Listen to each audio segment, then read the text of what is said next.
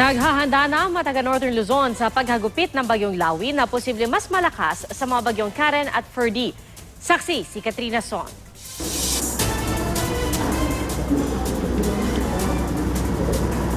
Hindi birong hangin ang dinala ng bagyong Ferdy sa Batanes nitoong Setyembre. Habang bagyong Karen naman ang nanalasa sa Aurora nitong linggo lang. Mga bagyong nagpalipad sa mga bubong ng mga bahay at nag-iwan ng pinsalang iniinda pa rin ng Batanes at Aurora. Pero ang lakas ng bagyong Ferdy at Karen, wala raw kumpara sa bagyong Lawi na makakaapekto rin sa parehong probinsya. Sa Batanes kung saan pabugso-bugso na ang ulan at hangin, itinaling na ng mga residente ang mga bubong.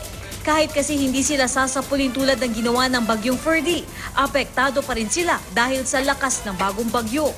Handa na rin ang relief goods na tulong noong bagyong Ferdy talaga, pero magagamit na rin sa bagyong Lawin.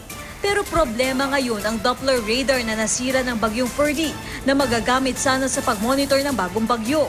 Ipinangako na ng Pangulo na agad itong ipapagawa. Ang mga taga-Aurora naman, sinamantala ang pagiging maaraw kanina.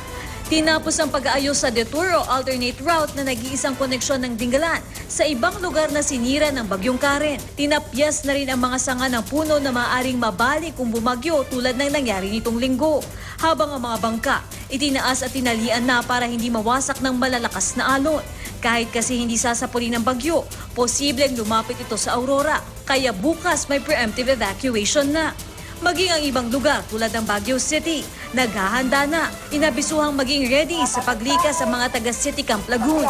Isa sa 6 na pinakabahaing lugar sa Baguio. Naglabas din ng abisong iwasan muna ang landslide prone na Cannon Road at sa halip ay gamitin ang MacArthur Highway o Negilian Road.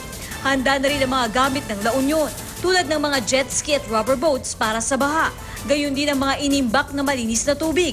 18 flood-prone barangays ang binabantayan. Ako, si Katrina Son, ang inyong saksi.